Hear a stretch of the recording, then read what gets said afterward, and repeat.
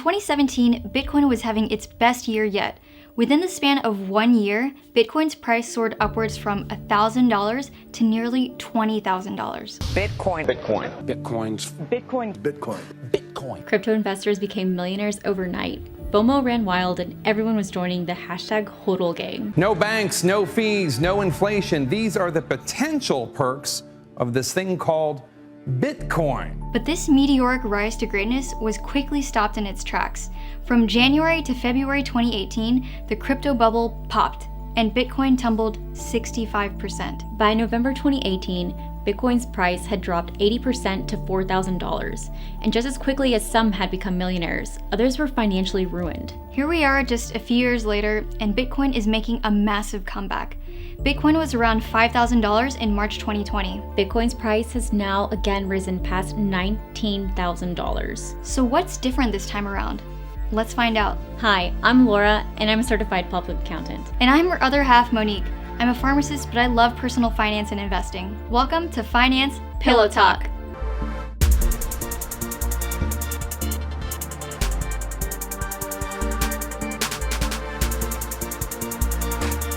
On this channel, we talk about personal finance, investing, and entrepreneurship. So if you're interested in these topics, smash that like button, subscribe, and let's keep going. To understand why Bitcoin is coming back for round 2, we have to understand how and why Bitcoin started, what Bitcoin is, and how it works. And once we know all that, we'll look back at what's changed in the Bitcoin world recently. Remember though, that we're not financial advisors or cryptocurrency experts by any means. We hope to present you with useful information, but please do your own diligence before making investment decisions. So how and why was Bitcoin created?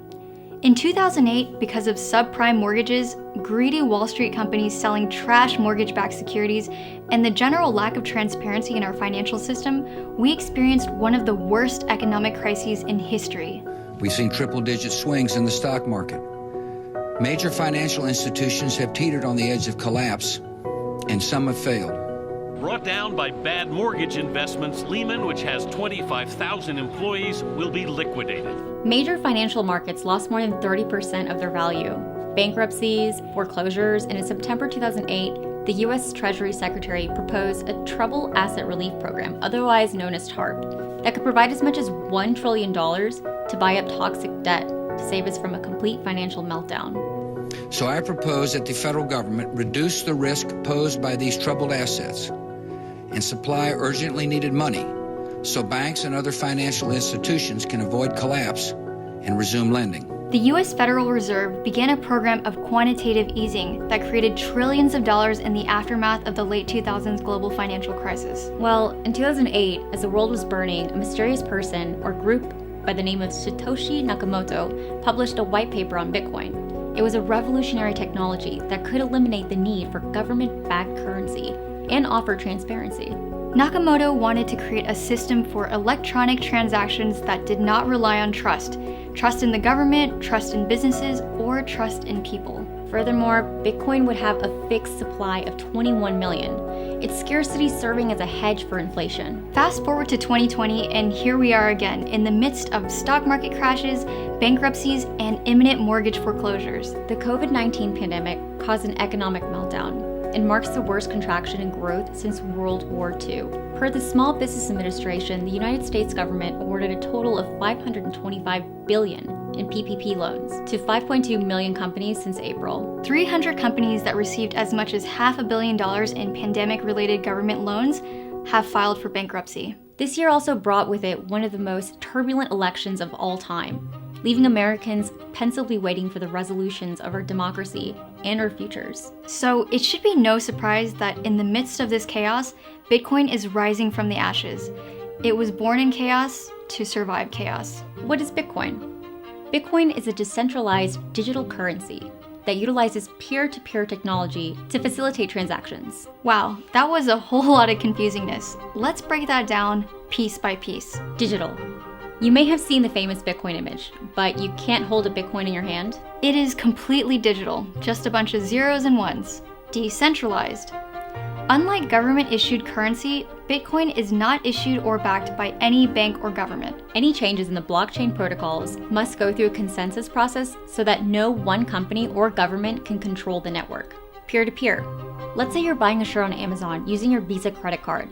When you enter your credit card details, this information is sent to Amazon's bank. Amazon's bank then gets authorization from Visa to process the transaction. Visa then authorizes your information and either approves or denies your purchase. And then at the end of the month, you get your Visa credit card bill and you tell Chase Bank to send your money to Visa. So just to buy this one shirt, there were at least 3 middlemen between you and Amazon. Even Amazon is a middleman. Middlemen exist in so many parts of our lives that we've just come to see them as normal. When you want to ride home, you contact a driver using Uber. When you want to order food, you put in a DoorDash order. But what we forget is that nobody works for free.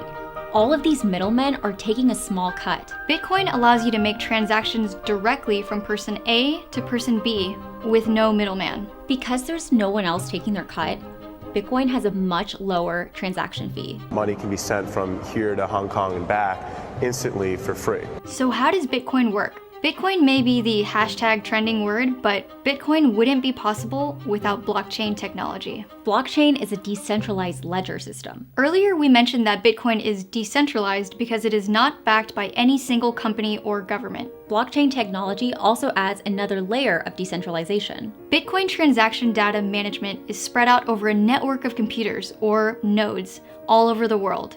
So even if one node becomes compromised or fails, there are thousands of other nodes with the same data stored on them. Okay, so there are a bunch of computers around the world that create this network, but how does the blockchain actually work? As transactions occur, they're listed one by one until the maximum limit is reached and the block is full. Each full block is added onto the chain in chronological order. Each transaction is broadcast and verified by every node in the network, so every node has the exact same list of blocks and transactions. Everyone can see as new transactions are added, so no one node can cheat the system. Even people without this Bitcoin software can access this ledger and see these transactions being added. The process of verifying and adding blocks to the blockchain is called mining. People or pools of people called miners use Bitcoin software installed on their computers to verify and maintain this ledger, and they're rewarded with Bitcoin. And once a block has been added to the chain, it cannot be changed or altered. In order for someone to hack this system, they would need to control 51% of these nodes. And as of May 2020, there are 47,000 nodes, making this scenario highly unlikely. Bitcoin utilizes blockchain technology for currency transactions, but technically any contract between two entities could utilize blockchain technology. So it could be used for contracts, land titles, marriage certificates, and so much more. Blockchain is the real rock star of this story. What updates have we seen since the 2017 Bitcoin craze? In 2008, Bitcoin was that weird kid in the corner. In 2017, that kid hit a growth spurt and started blossoming.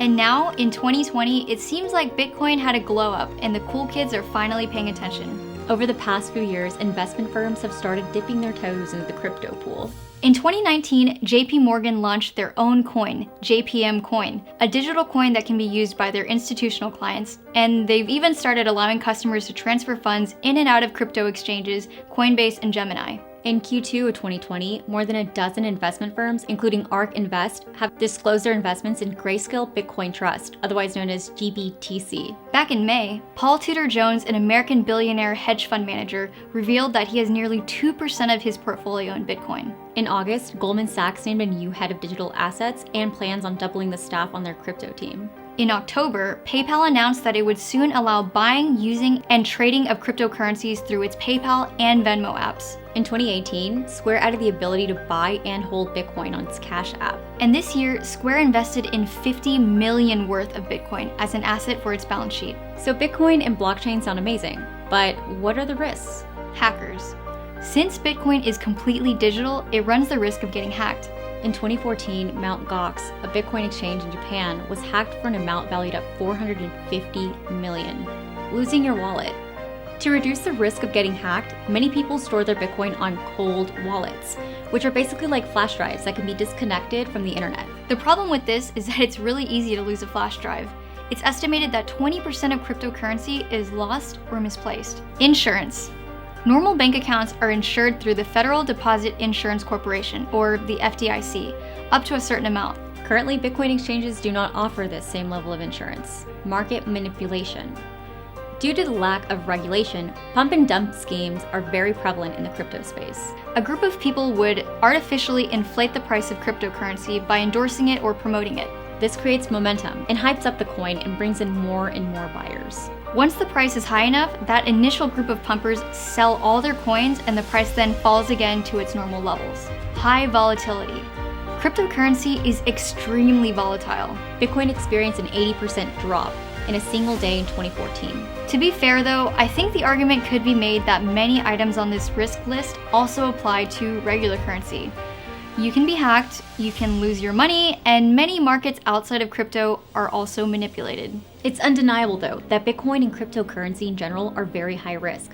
Barry Silbert, CEO of Digital Currency Group, said it is pretty much the highest risk, highest return investment that you can possibly make. So is Bitcoin here to stay this time around? We're not sure, but it was a heck of a ride in 2017. 2020 has been the craziest year ever, and we're betting 2021 will be full of surprises too. That's all we have for you today. If you got any value from this video, please like, subscribe, and hit that bell button so you'll be notified anytime we post a new video. Post any questions or recommendations for future videos in the comments. Thanks again, and we'll see you for the next Pillow Talk.